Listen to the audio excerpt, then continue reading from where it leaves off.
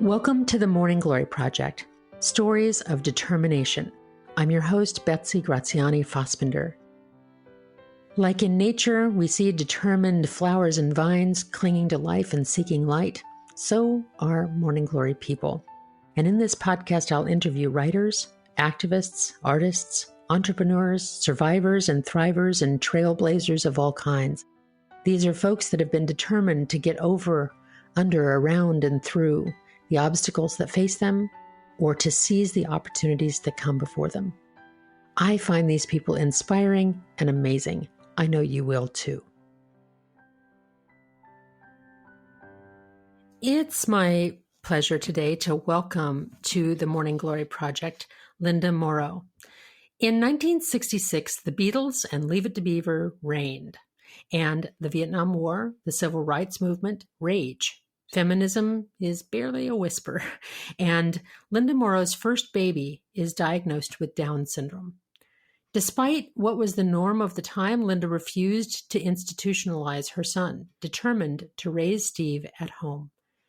For two more sons who follow, and her husband, Linda tried to fulfill cultural norms as a homemaker, as a woman whose voice is seldom heard or valued, but it isn't her nature to be meek. Disability rights didn't even exist yet, and the idea that Steve could ever have a job or live independently were not even part of the imagination. Pioneering what's now called inclusion, Linda followed her heart to help Steve develop to his fullest potential. As she advocates for her son, Linda also learns to advocate for herself. As she pursued her career in public education, she unexpectedly fell in love with a woman and had to dig deep to accept her own identity before she was ready to meet her true soulmate. In her memoir, Heart of This Family, Linda chronicles her son's remarkable 49 years, sharing the innocent wisdom that he had to share. And in Steve's unbreakable spirit, Linda Morrow found her own. So Linda, thank you for coming to the Morning Glory Project today. I'm so glad to talk with you. I'm so honored to be part of your project. I mean, I've listened to so many of the podcasts, and I can't believe that I'm in the same company, but thank you very much. Oh, well, I'm blessed to have you. So, Linda, it's hard to think of this today because we have so much education around disabilities and around Down syndrome, around those things, and even also about sexuality, that to turn back the clock, can you tell me a bit about Steve's birth and what occurred that day and in the weeks following? Sure. So I think his birth was pretty unremarkable, although it would certainly seem strange to anybody giving birth today. But back then, your husband left you in the waiting room and you were put in a cubicle to labor on your own. And I just remember thinking, I don't want to be another one of those screaming women. And so I tried not to make much noise. The labor wasn't particularly long for a first labor, and Steve was born. And I remember they said he looked a little blue, and they put him in a bassinet and had some oxygen, not clamped to his face, but just a tube going into the bassinet. Right. And they cleaned him up and took him away. And that's pretty much the way things were done. I didn't see him for quite a while, but that again wasn't any different than the birth of my other two kids. And I had said that I wanted to nurse, and the first time the nurse brought him to me, she kept clicking her fingernails on the soles of her feet and saying, he's a very sleepy baby. He just won't wake up. And I thought that was so cruel. And I tried to nurse him, didn't have much luck, tried a few more times. And then basically the nurse said, well, why don't you just give him a bottle? That'll be easier. So I did. And 4 days later, we took him home. And I thought I had a perfect baby, perfect son. Couldn't believe that there was this beautiful baby and it was ours. And then how did you learn of his condition? So you left the hospital with no idea that he had Down syndrome or that there was anything wrong with him other than that he had at first been a sleepy baby that didn't want a nurse. Right. I absolutely no idea. And When Steve was about 2 weeks old, my husband said he'd gotten a phone call from the pediatrician asking him to come down and visit him in his office because he had not met him in the hospital. And so I said, yeah, why don't you do that? That sounds like a good idea. And he did. And I remember he came back that night and picked up Steve and just burst into tears. And I said, what's the matter? And he said, oh, I'm just so happy that we have this baby. And I said, great. And weeks went by. He wasn't scheduled for a well baby checkup until he was probably about 8 or 9 weeks old. And during that time, my husband Roger was supposed to go back to. We were living outside of Boston at the time, but he'd finished his PhD at Syracuse University, and he was going back there to defend his thesis. I wanted to go with him and show off the baby and be there to support him. And he said, no, Steve's too young. I don't want him catching any germs. So I said, okay. The night before we had the appointment with the pediatrician for his first well baby checkup, I had seen that there was going to be a documentary on TV about Bridgewater State Hospital, which was a state hospital for what they called mentally defective individuals. The terms they used back then, right? Right. And I love documentaries, so I said, "Oh, I'm going to watch this." And Roger, no, I want to watch. And it was some innocuous program, and I said, "Really?" He said, "Yep." And he switched the channel, and I said, "Okay." So we went off to the appointment the next day, and Raj wanted to come with me. And again, that seemed well within the norm. And the doctor examined Steve and then said, okay, get him dressed and we'll talk in my office. So I dressed the baby and started to pick him up to walk into the doctor's office. And Raj said, no, let me hold him. We walked in and I sat down in a chair facing the doctor, and Raj, holding Steve, was sitting behind me. And the doctor looked up at me and said, I'm sorry to have to tell you this, but your baby's a little mongoloid idiot. A mongoloid idiot. That was the term. That was the term. Although, strangely enough, I knew what he was referring to, and I knew that wasn't the right term. And I don't know how I knew that. But I looked at him and I said, how do you know? And he started reciting all of these supposed signs. And then I just looked at him again. I said, what did you call my son? And then he said, well, some people call this Down syndrome. And I knew that term. And I knew that referring to children with Down syndrome as mongoloids or mongoloid idiots was no longer appropriate. But somehow he thought it was okay to use that. So I turned around and looked at Raj, and he said, oh, your husband already knows. I told him when he came to see me when the baby was 2 weeks old, but I told him not to tell you because you wouldn't be strong enough so soon after giving birth to handle something like that. I was just furious. Well, and imagine, and also it explains why Steve couldn't tolerate watching that documentary. Why Roger couldn't. Yeah. Excuse me. Well, Roger was unable to do that. And right. So you got furious because you hadn't been told, furious because I couldn't understand. I mostly was upset with my husband, with Roger, and I just said, we need to leave, and we left. And then when we got home, I just exploded and said, I don't understand. We've been married at that point for 4 years. The doctor had met each of us once, didn't really know us at all. I said, how could you follow the doctor's orders and not tell me?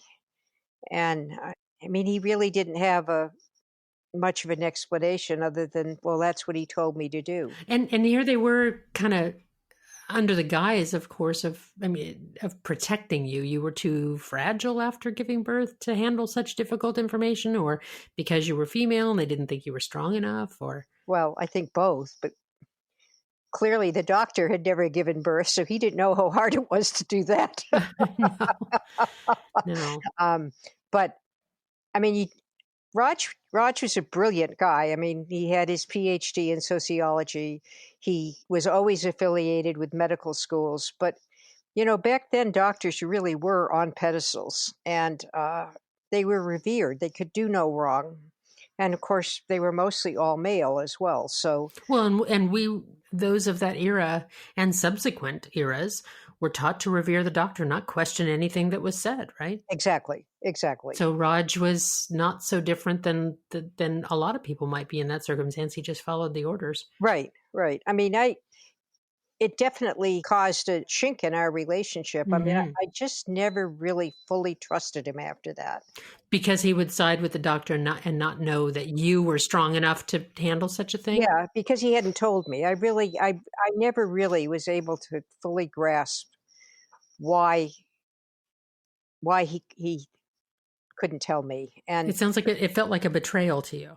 it did. And I mean, I look back, from the wisdom of being much, much older now. And Raj was a very, very stoic guy. He didn't really have highs or lows. He just was kind of middle of the road. And I honestly don't think he probably gave it much thought. Once the doctor said, "Don't tell her," he probably thought, "Okay, I won't," and then just sort of went along with his life.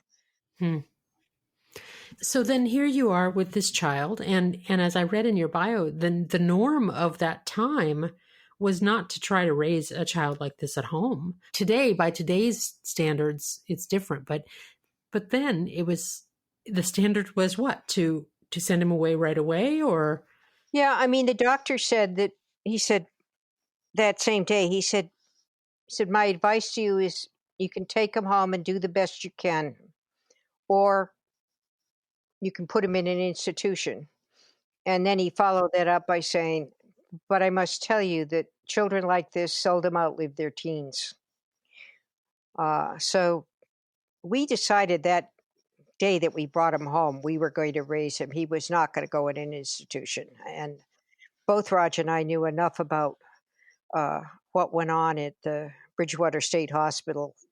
The fact that we hadn't watched the documentary really didn't have anything to do with it. We knew what that was like.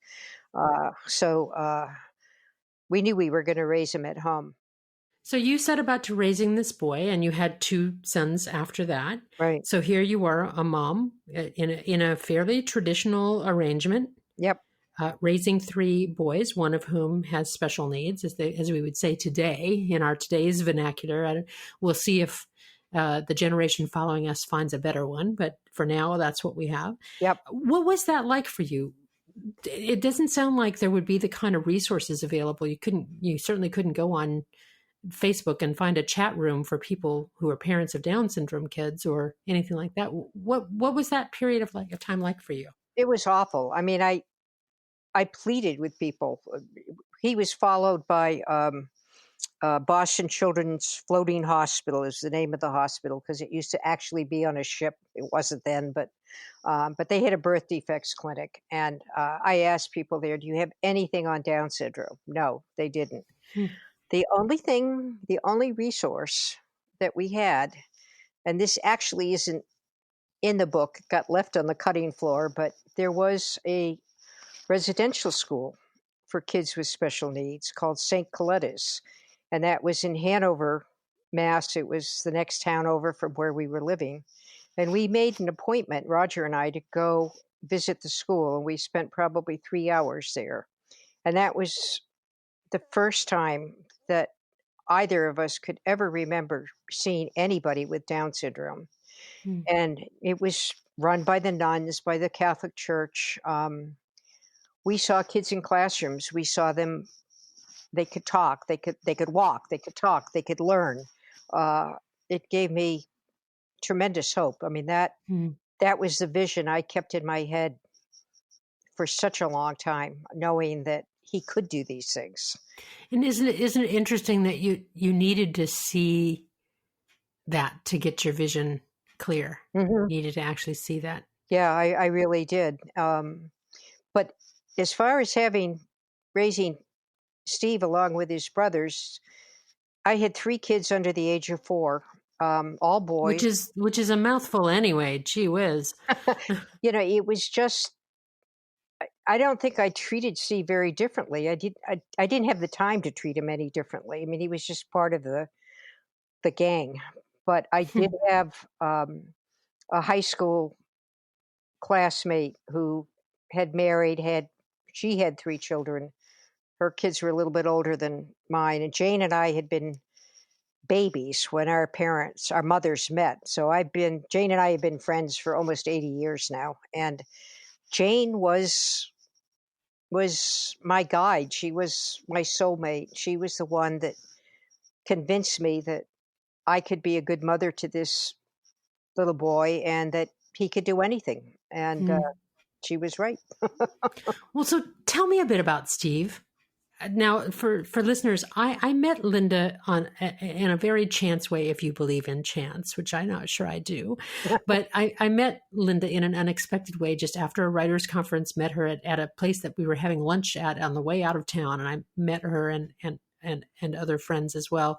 And she told me a bit about Steve. So I'd love for you to tell us a bit about him. Okay. Well, and how he grew and what he became. Steve was amazing. And I think that I often used to wonder, he had such an amazing sense of humor.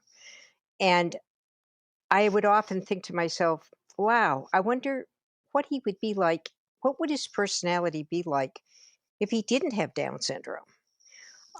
Because people were drawn to him like a magnet. And it was just, that was always the way he was. What do you think drew people to him? He was funny.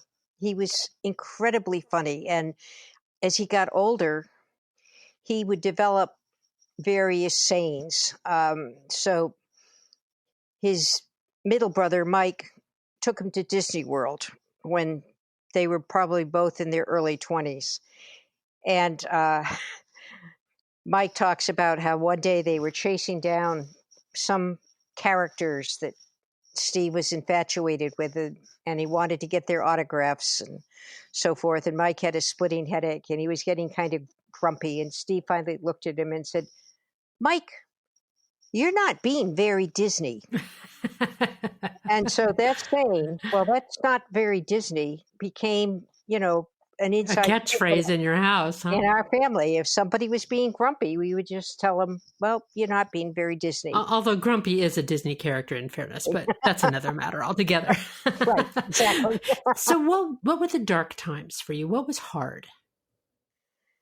I think one cloud that hung over my head for a long time was the phrase that the doctor had used, that children like this seldom outlive their teens. And I had a younger sister who died of lupus when she was 21 and I was 23. And I saw what that did to my parents and how horrible it was for them to lose a child at a relatively early age. And I lived in fear of the fact that that the doctor's prophecy was going to come true. So I fought for Steve to get an appropriate education, which in its own right wasn't easy. Well, there wasn't things like mainstreaming then, or special ed, or any of that kind of stuff, right? Depending on where you were, some kids weren't even allowed to go to school. Steve did not go to school with his brothers until he was 10 years old. He went to a separate, quote, but equal school. So it was like civil rights. He was segregated. But the cloud that was always following me was, he's not going to outlive his teens. He's just not going to make it. And so I prepared him for getting his education, but I never thought much further beyond it because I really did not expect him to be to become an adult. And yet he did. He did. And that came with its own set of challenges. And I think I look back on it, it was easier for me to raise Steve as a kid than it was to have him as an adult. When he was a kid, he was still cute, you know. I mean, he was just a Right. kid, and yet as an adult, there were some things about him that weren't so cute, and Like, give like, me an example. well, he there was such a disconnect between him. Sometimes he could be very mature and want to go out to dinner and enjoy a good meal or go to a movie or go bowling or whatever. And then there were other times if I went into a box store where he would just head for the toy aisle and Mm. he'd want to buy toys, and So the things that were cute when you're 4 are not cute when you're 20. they really aren't. Right. And I think that's the big challenge. And Linda, I have to say, sometimes I'll be, at a movie or out to dinner or whatever, and I'll see, and it's usually a woman, and it's usually just a mom by herself with her either young or young adult child who has some form or another of physical disability or challenge, like either Down syndrome or CP or something. And one of the thoughts that races through my mind when I watch that, first of all, I have compassion for her, of course. Right. But secondly, I also think, I wonder what it must be like to worry that your disabled child may outlive you. So it's the opposite fear that you have, like, who will care for them if I can't for some reason? I as a mom, that's what I always think about. Was that something that bothered you or that you thought through? Um, Not so much, Betsy. Because it sounds like you were more afraid of his passing young. I was more afraid of him not living what I consider to be a full life. And then as he got older and more individuals with Down syndrome started living well into their adult years, one of the things that became apparent is that individuals with Down syndrome often develop Alzheimer's. All individuals Hmm. with Down syndrome tend to age earlier than the norm, and many of them develop Alzheimer's, and that just terrified me I because bet. I didn't want Steve's strength was still his personality, and I didn't want him to lose that to a disease like Alzheimer's. I just Hmm. Well, that would be a tragedy on a tragedy on a tragedy, wouldn't it? right. And he was born with a congenital heart defect, and As are so many, right. right? And today those usually can be fixed pretty early on, and that wasn't the case for Steve. So as he continued to age, um, his heart function deteriorated as well, and you could just see him laboring Hmm. more.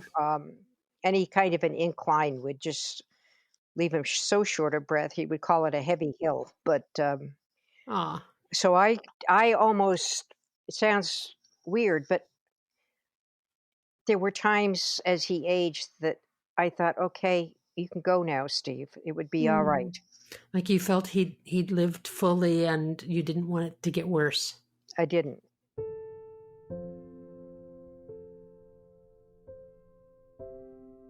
And so one of the hardest conversations I had was with his primary care physician who had known him, treated him for over 18 years. And he was in his early 40s.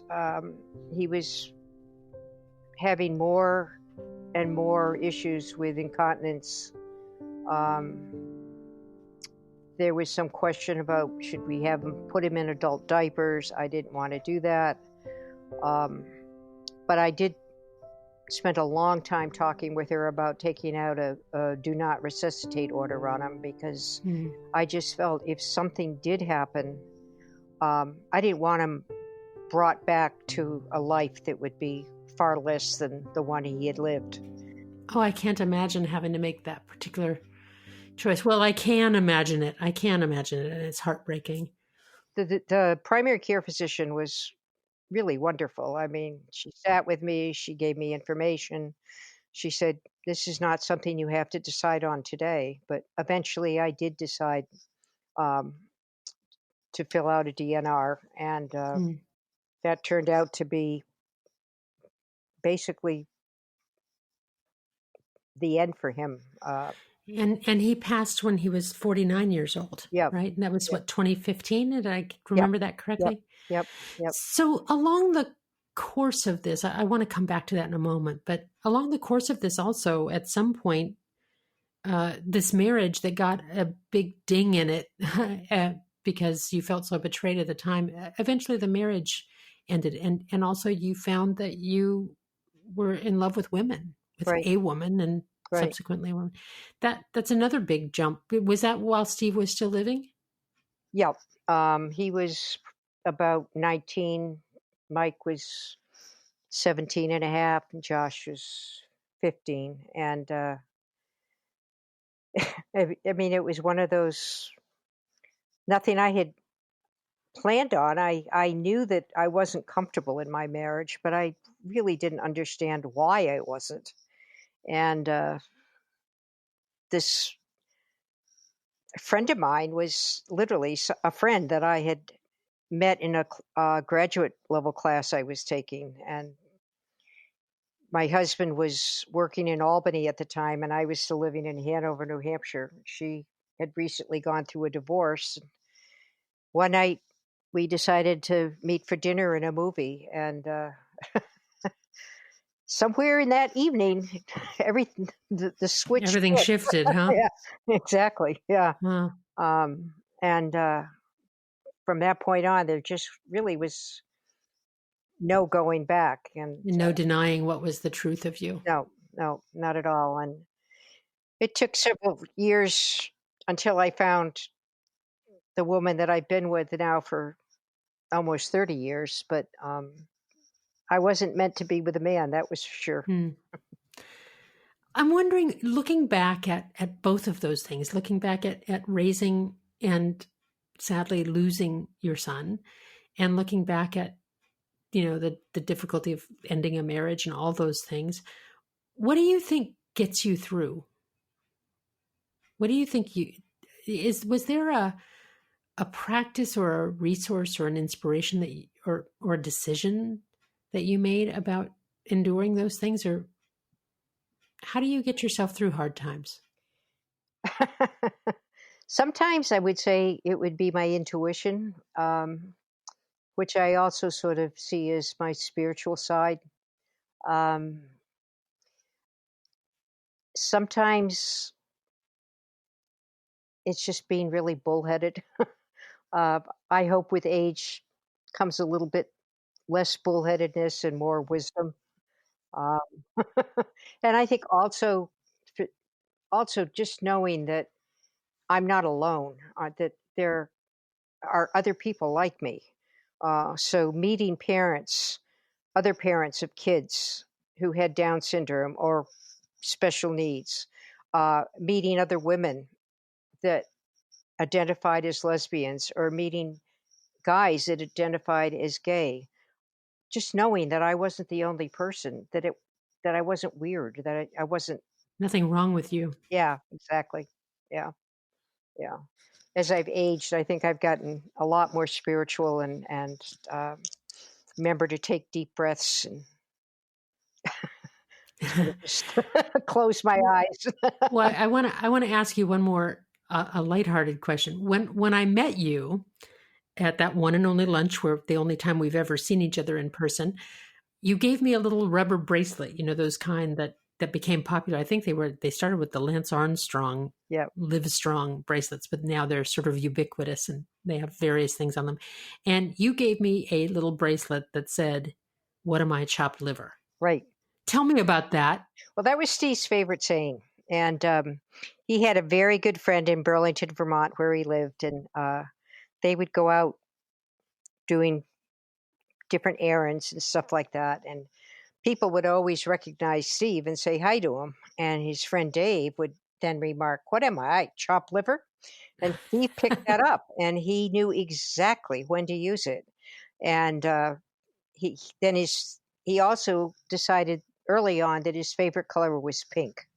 So after he died, we had these bracelets made, pink rubber bracelets that say, "What am I, chopped liver?" You know, I have to tell you, I have my little pink, what am I, chopped liver bracelet. And it's ever since I met you and since I have that, it's been a bit of a talisman for me in a way. It's been this sort of validating, like when I feel a little down on myself, or when that old inner critic comes dancing out in my head, I look at that little bracelet. I've got it hanging on my bedside lamp, and it's like, what am I, chopped liver? No, I'm not chopped liver. And I found myself, and I half wonder if it's not Steve's spirit coming and visiting me and encouraging me. That's what I would like to think. And I mean, I've worn one on my wrist ever since we got them, and Mm. I periodically will meet somebody that, like you, that I just intuitively know would have gotten Steve, and Steve would have gotten them. And then I take the bracelet off my wrist and hand it to that person, and then go back to my stack. I'm honored that you thought so.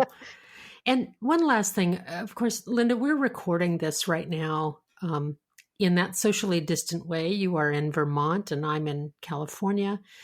And in addition to which, you have had an accident and broke both of your legs, I understand, skiing. Yep. Is that correct? Yikes.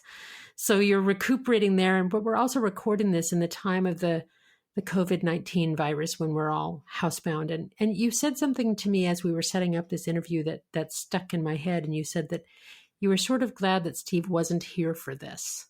Can Yeah. you say a bit about that and why that's the case? Well, I think that this is a period of time in our lives where we have opportunities to extend ourselves, and show our concern and our compassion and our kindness towards each other. But I'm also well aware that there's a disproportionate number of people getting the virus that are low income, that are of color. Um, those people that live on the margins, and Steve would have been one of those individuals. Because of his disability. Exactly. Um, and I'm concerned about, I mean, just the fact that the schools are closed, and we know how difficult it is for a typical kid to learn this new distance learning. But think about kids that are on IEPs, individual educational programs, which all kids with special needs have.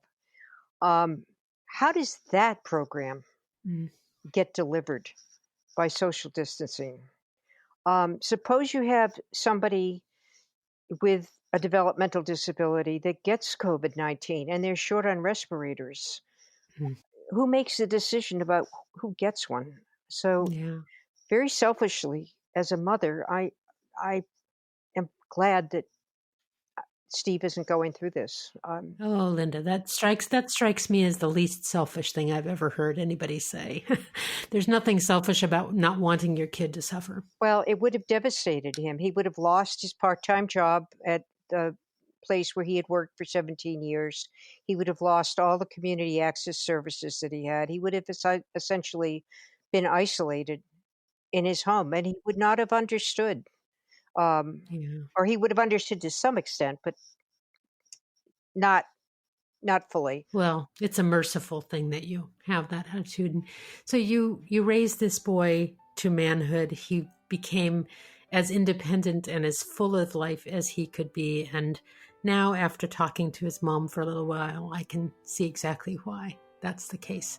Thank you so much for being part of the Morning Glory Project today, Linda.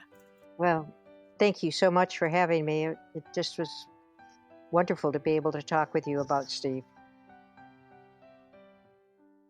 I'm struck in my conversation with Linda Morrow today by just her exuberant spirit. She talked about herself and called herself bullheaded, but I also think she has a persistent joy that's such an amazing quality. And when she looks back at the love that she shared with her son, she seems to not forget at all the difficulties and the hardships and the worry and all of that, but that she seems to be able to put it into a perspective and a slant. I'm also touched by how she looks at everything as an opportunity to extend herself, an opportunity to be with others. And she talked about how she made it was because of other people stepping in, other people knowing that she needed help, and her knowing that she's not alone. I think that's always important for us to remember, that even if we feel utterly alone with something, we really seldom are. There's somebody that has either gone through what we're going through or has gone through enough that they can have empathy and build a bridge from what they know to what we know. That's true always, but especially so in this time of social distancing and separation from each other's physical presence. Even if you're in your household alone, there are resources, there are people, a telephone call away, if you're lucky enough to have a phone, a computer, any of those kinds of things that can help you connected. You can find others who are going through what you're going through, and there's something about that that helps lift things. That's a pretty good extra bloom. I have a double extra bloom today. I'd like to share another podcast with you. It's called Stories That Empower, and the host is Sean Farjadi.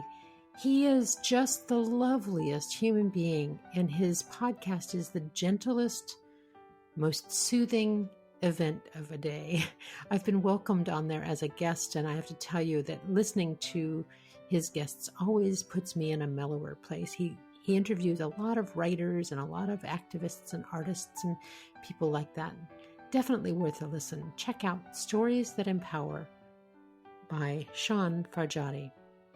Thanks so much today for listening to the Morning Glory Project. I hope that you'll find blessings out in your world, that even in this time of social distancing, that you'll find connections. Go out and bloom.